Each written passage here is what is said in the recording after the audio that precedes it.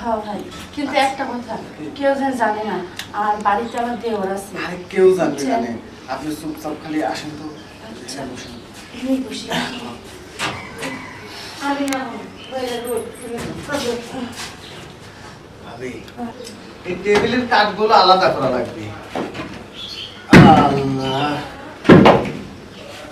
চার পাঁচখান বলে পরে এই পায়াগুলো একবারে তলে পড়ে গেছে। হ্যাঁ,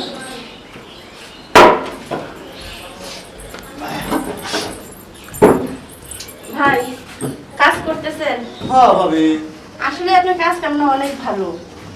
না ওই যে মানে নিচে চার পাঁচখান টেবিলের তক্তা মনে করেন কম পড়ে গেছে তো, বুঝছেন? এই যে সাইডে তক্তা হয়েছে। আচ্ছা ভাই, নিচেও আছে। আপনাকে একটা কথা বলবো। কি? আমি না এই পর্যন্ত কারো বিশ্বাসই করতে পারি না, জানেন? যে বিশ্বাস করে কথাটা কব। ভাবে ঘটনা হচ্ছে দেশের মানুষজন তার ভালো নাই, বিশ্বাস করবেন না কাকা, আপনি বিশ্বাস করার মতন আর কেউ নাই। তা কি করবেন? আমার মনে হয় যে আপনার কাছে করলে আপনি আমার বিশ্বাসটা রাখতে পারবেন। ভাই, যদি আপনি আপনার ভাইয়ের কাজটা একটু করে দিতেন। ভাইয়ের কাজ করে দিতে মানে ভাবে আমি তো কথাটা বুঝলাম না। আপনার ভাই 1 মাস হলো বাড়িতে নাই। হ্যাঁ, এই একটা মাস ধরে, একটা মাস কি মেয়ে মানুষ থাকতে পারে এভাবে? তা অবশ্য পারে না, কিন্তু ভাবি মানে আপনি এমন কথা বললেন, আমি না পাইতেছি আপনি না বলবেন, না পাইতেছি হ্যাঁ বলবেন, বুঝছেন? তাছাড়াও আপনি সেদিন যে পিসাব করতে বলছিলেন না, আমি একটা জিনিসটা দেখছি, একটু বড় আর কালো কিছু, ওইটা দিলেই আমার শান্তি একটু। আপনি দেখছেন? হ্যাঁ। ভাবি আপনি কি কথা কইলেন, দেখেন আপনার কথা শুনে আমার তোরে হয়ে গেছে। ওইখানে হলে তো হবে না, জায়গা মতো।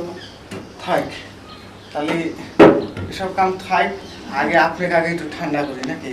হ্যাঁ ভাই, কিন্তু একটা কথা, কেউ যেন জানে না আর বাড়িতে আমার দেওর আছে। আরে কেউ জানবে না নে। আপনি চুপচাপ খালি আসেন তো। বসেন। এই বসি।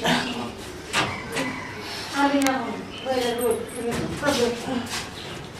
ভাবি আপনার জিনিসগুলো কিন্তু অনেক সুন্দর, হ্যাঁ, সুন্দর, কিন্তু খাওয়ার লোক নাই। খাওয়ার লোক নাই।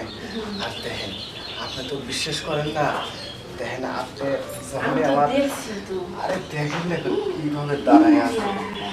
হ্যাঁ, দাঁড়ায় আছে না, হ্যাঁ। ভিতরে দিলি